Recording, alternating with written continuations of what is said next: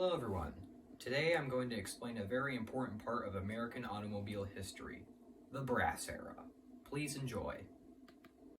What is the brass era? What are the characteristics of the cars of this time? And why did it end? In this video, I will be answering these questions.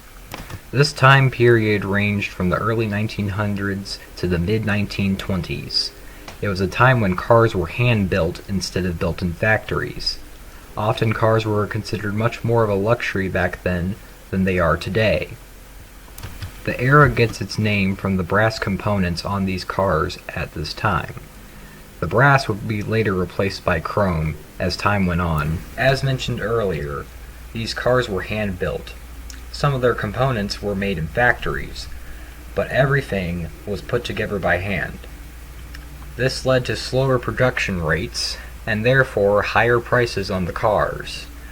That is why they were considered such a high luxury and only something the rich could own. This was the pioneering time for the automobile. Because of this, there was no short supply of unusual shapes and designs. The construction of these automobiles was unusual as well. Many parts of the body and frame were made of hand-cut wood. Tires were often made of solid rubber instead of air-filled rubber tubes. This could give you quite a bumpy ride. Engines of this time usually produced under 20 horsepower, and the average top speed of an automobile was around 30 miles per hour. However, there are a few exceptions to this low horsepower amount. Since automobiles were such a luxury at this time, many companies were more focused on styling than performance of their cars. Not all of these cars were gas-powered. Electric and steam cars were popular during this time as well. Gasoline cars proved to be much cheaper and more practical than steam and electric vehicles. Therefore, gasoline took over the market. The very few electric and steam cars that have survived are now extremely treasured relics among collectors.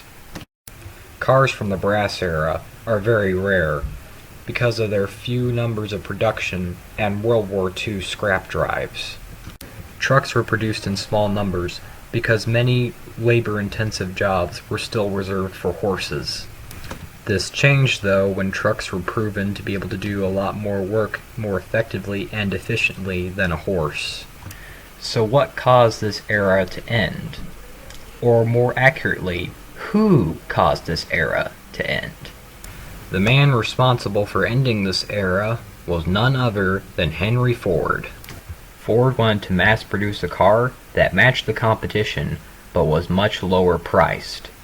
Thus came the invention of the Model T. The Model T's low price and rapid production made it an instant success. This forced other auto manufacturers to stop building their cars by hand. Soon they were exploring less styling and cheaper and quicker methods of producing their cars. The brass era lived on temporarily with luxury cars, but eventually new ways of producing cars quicker and cheaper crept into those auto manufacturers as well. The era thus finally came to an end. Any last hope of the brass era returning was swept away in 1929 when the Great Depression hit.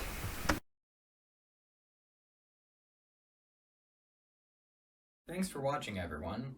Until next time, please remember that history belongs to God. It's His story.